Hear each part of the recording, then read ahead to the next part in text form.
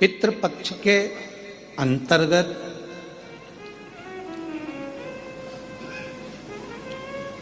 अगर पितरों की प्रसन्नता का ध्यान रखा जाता है तो उसमें सबसे मूल होता है गाय का गोबर की अलोनी जो बनाते हो, कंडा गोबरी, और उस गोबरी में उस कंडे पर जलाने के बाद उसमें घी और गुड़ या शक्कर मिलाकर उसकी धूप देना।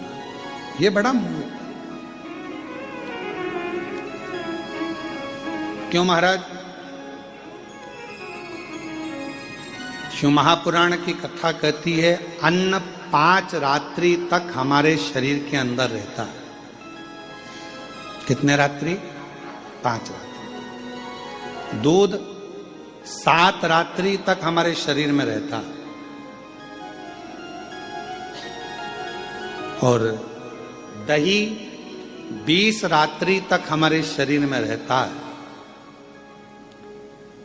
केवल एक घी गौ माता का ऐसा होता है जो 1 महीने तक हमारे शरीर में रहता है।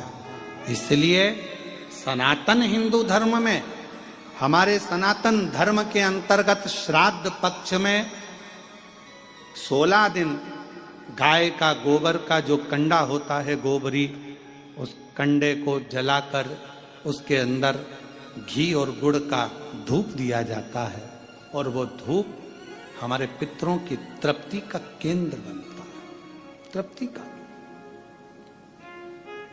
कई लोग कहते हैं गुरुजी ये धूप देना जरूरी होता है क्या? पितरों के लिए क्या कंडा जलाकर गोबरी जलाकर उसमें घी शक्कर या घी गुड़ छोड़ना जरूरी होता है? जरूरी है। हम तो हमेशा कहेंगे चाहे तुम बड़े मल्टी में रह रहे हो, मॉल में रह रहे हो, तुम्हारा मन जहां तुम वीआईपी में रह रहे हो, तो भी प्रयास करा करो कि 16 दिन में 1 दिन आप धूप जरूर दें। बहुत जरूरी। इसकी कहीं कथा का वर्णन आता है? क्यों नहीं आता? अगर हम उठाकर देखें हमारे शास्त्रों को, हमारे पुराणों को, तो आप स्मरण करेंगे कपिल मुनि जी के आश्रम में 60,000 राख के ढेर बने सूर्य वंश के पुत्र। महाराज राजा सगर की 2 धर्म पत्नियां थीं। पहले नंबर पर केशनी, दूसरे नंबर पर सुमति। और राजा सगर की 2 धर्म पत्नियां हैं। उसमें से राजा सगर की पहली पत्नी केशनी से 60,000 बेटों ने जन्म लिया।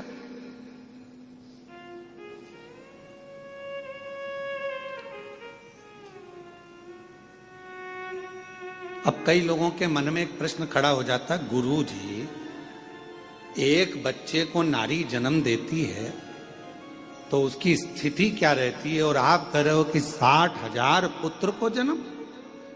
तो मेरी जीजियों, मेरी बहुओं, बेटियों, मेरी माताओं, मेरी बहनों, एक बात का स्मरण रखना कि पूर्व में संतान प्राप्ति के लिए बहुत सारे व्रत होते थे और उन व्रतों में तब साधना का जब बल बढ़ता था तो गर्भ का कष्ट नहीं होता था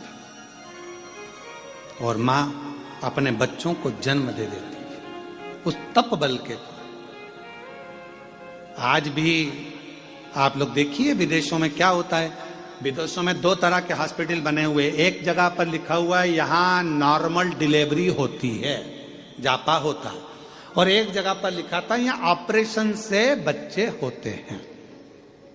अब जो भारत से गया हुआ एक व्यक्ति था, संत था, उसने जाकर पूछा भैया कि यहाँ ऑपरेशन से बच्चे होते हैं, यहाँ की फीस कितनी है? तो कहा यहाँ पर फीस लगती है मात्र 60,000 रुपये, 50,000 60,000 रुपये फीस। अब जो नॉर्मल डिलीवरी होती है वहां गए तो उनसे पूछा भैया यहाँ तुमने लिखा कि नॉर्मल डिलीवरी होती है, नॉर्मल जापा होता है, यहाँ कितना पैसा लगता है? तो कहा 3.5 लाख रुपए लगते हैं।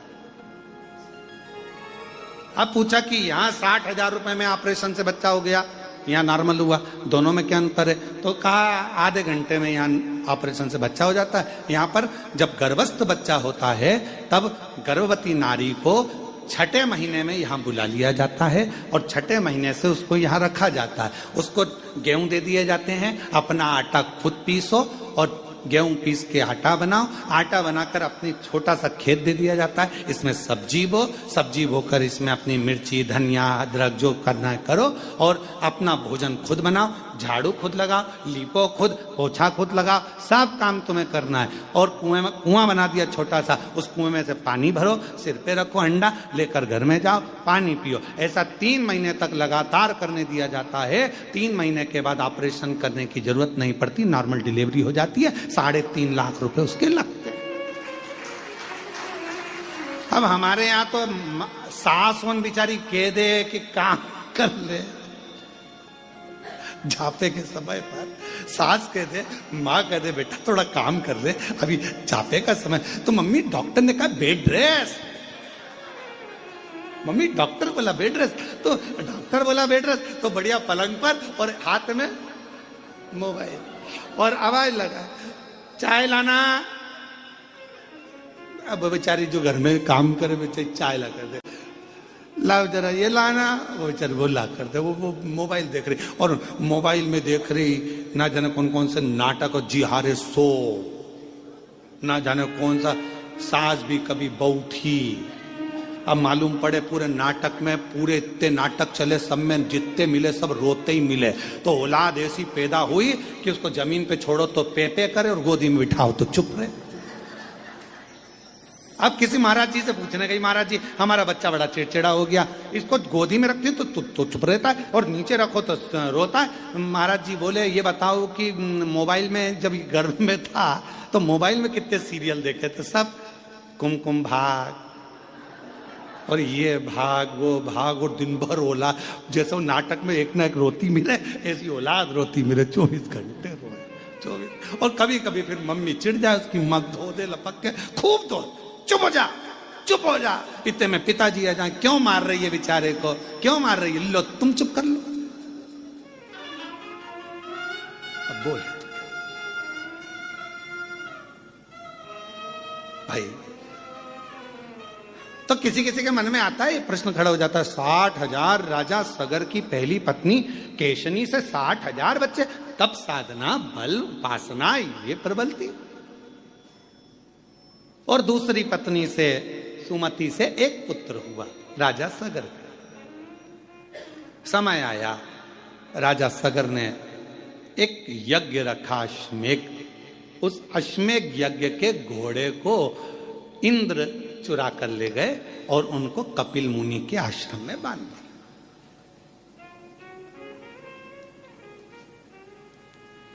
अब आपके मन में फिर अगला प्रश्न आएगा, क्या देवता ऐसे होते थे कि दूसरे के घोड़े चुरा के दूसरी जगह बांध दिया है? बहुत ध्यान रखना, ईर्ष्या एक शब्द ऐसा है जो किसी को भी बढ़ते हुए नहीं देख सकता। आप उन्नति की सीढ़ी पर चढ़ोगे, आपको वो देख नहीं पाएगा। ईर्ष्या, ईर्ष्या एक शब्द ऐसा है जो किसी को बढ़ता हुआ नहीं देख सकता। इसके पास गाड़ी कैसे आ गई, इसका बंगला कैसे बन गया, ये इतने ऊंचे पद पर कैसे पहुंच गया, इतनी अवधि कैसे हो गई, इतना प्रतिष्ठा कैसे हो गई, इतना नाम कैसे चल रहा है, इतना दौलत कैसे आ गया, इतना धन कैसे आ गया, इतना वैभव कैसे आ गया। ये ईर्ष्या व्यक्ति के भीतर पनपती रहती, ईर्ष्या। और फिर निवेदन है, दूसरे को कोई मतलब नहीं है, सबसे ज्यादा तकलीफ अपनों को होती है। ये ईर्ष्या अपनों को तकलीफ देती। तो क्या करना चाहिए? लोग जलेंगे, ईर्ष्या करेंगे, तो क्या हम गाड़ी में नहीं घूमे? लोग जलेंगे, ईर्ष्या करेंगे, तो हम क्या खाना नहीं खाएं? लोग जलेंगे, ईर्ष्या करेंगे, तो क्या हम कथा नहीं सुने? आप रोज रोज कथा सुन लो। अभी आस्था चैनल वाले एक कोई दिखाएं बार बार हमारे को छोड़ के, एक को दिखाए, और तुम घर पे जाके जब आस्था चैनल पर कथा सुनना चालू करो और उसमें में बताओ इसी इसको दिखा रहा, मेरे को दिखाया नहीं, मैं तो बैठी थी, आगे बैठी और मुझे दिखाया ही नहीं, तो भीतर ईर्ष्या आ जाए। ईर्षा बड़ी विचित्र होती है, बड़ी विचित्र।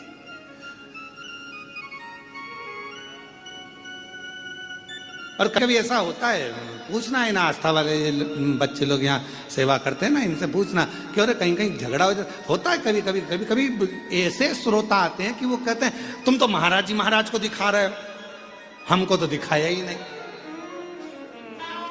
कई बार ऐसा भी हो जाता है। अब ईर्षा, इंद्र ने घोड़ा लिया अश्वमेध यज्ञ का, उसको कपिल मुनि के आश्रम में बांध दिया। कपिल मुनि के आश्रम में बांधा तो राजा सगर जी ने अपने 60,000 बेटों से कहा कि बेटा जाओ, अश्वमेध यज्ञ का घोड़ा पकड़ लिया है, जरा जाकर देखो और उसको छुड़ा कर लाओ। 60,000 पुत्र राजा सगर के चले और राजा सगर के पुत्रों ने सब जगह पर अश्वमेध यज्ञ के घोड़े को ढूंढना प्रारंभ किया। ढूंढना प्रारंभ। बहुत सावधानी से सुनिएगा, यह कथा पितृपक्ष की और शिव महापुराण की, यह पितृपक्ष की यह कथा जीवन का आनंद देने वाली। बहुत सावधानी से सुनिएगा कि गाय के गोबर का कंडा पर, गोबरी पर घी गुड़ छोड़ने का लाभ क्या है। जरा ध्यान से सुनना इस कथा का, बड़ी विशेष कथा है और प्रत्येक व्यक्ति को पितृपक्ष में सुनना चाहिए इस कथा को। हम तो कहेंगे प्रत्येक व्यक्ति।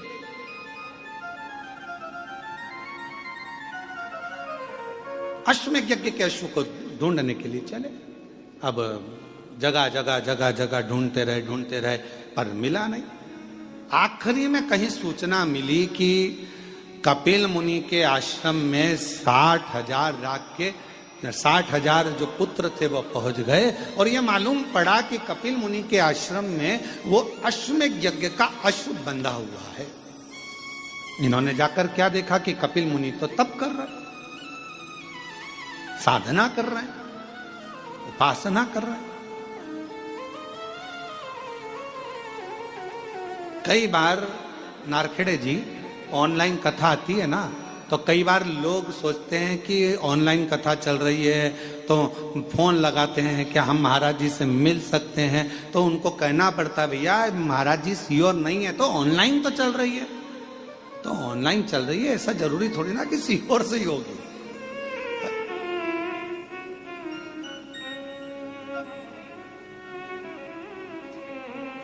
अब ऑनलाइन कथा कहां से हो रही, तो अब ये बताना, कृष्णेश्वर धाम में बेरुल से हो रही है, पर निवेदन है तुम मत आना। निवेदन तुम अपने अपने घर से सुनना।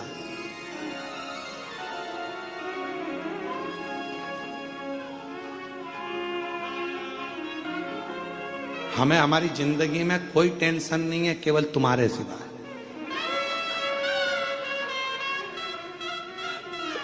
एक टेंशन भारी है, एक सूचना मिल जाए कि यहां कथा हो रही है, जैसे शक्कर का डब्बा चींटी सूंघती आ जाती है वैसे लोग पहुंच जाते हैं।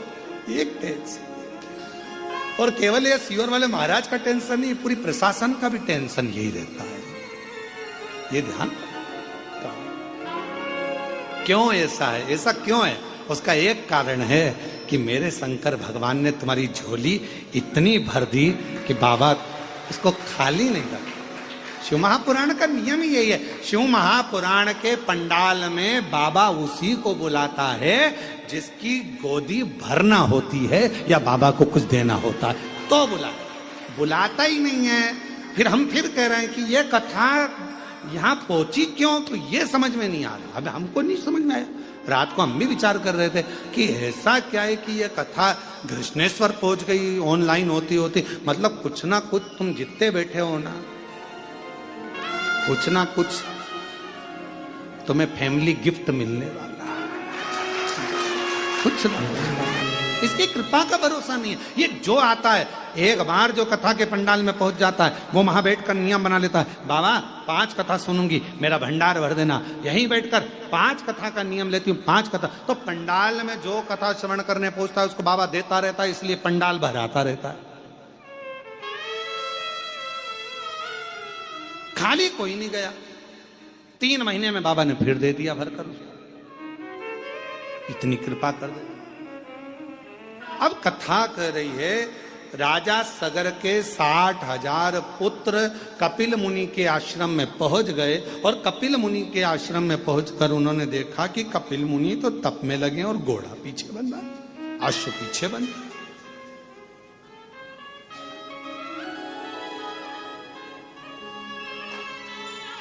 अश्व पीछे। कई बार ऐसा होता है, कोई तप करने बैठता है, आंख बंद करके भजन करने बैठता है तो ऐसा लगता है कि ये तो बेवकूफ बना रहा। नेत्र बंद है, साधना में डूबा हुआ है, भजन में डूबा हुआ है, स्मरण में डूबा हुआ है। नहीं भाई, वो कहीं ना कहीं उसको भक्ति खींच ली है, शिव की भक्ति ने उसको पकड़ लिया, शंकर की भक्ति, शिव भक्ति।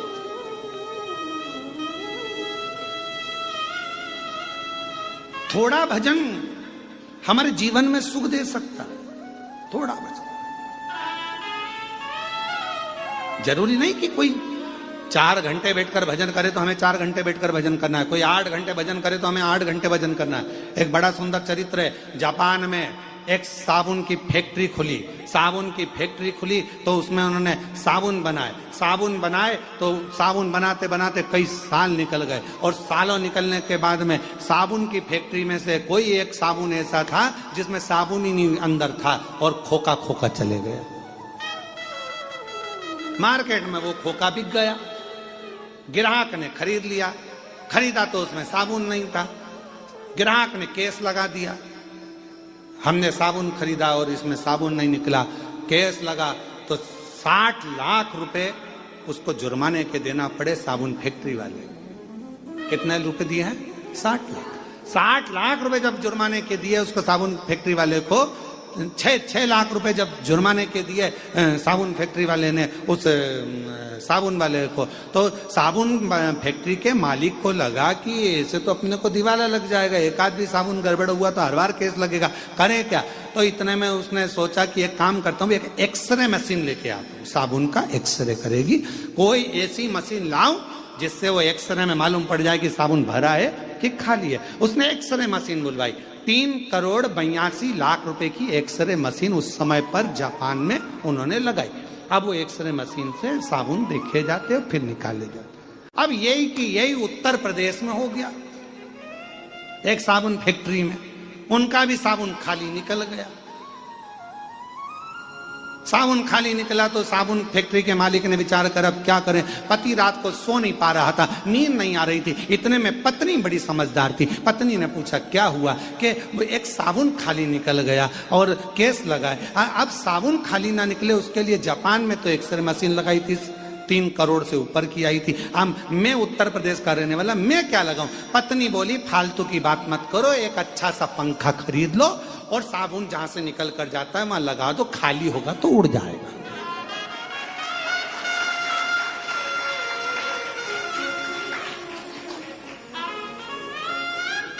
कोई जरूरी है कि कोई 5 घंटा तब करेगा तो अपन 5 घंटा करें? कोई जरूरी है वो एक्सरे की मशीन लगाए तो अपन तो पंखे से काम चला लो ना, पंखा लगा दो।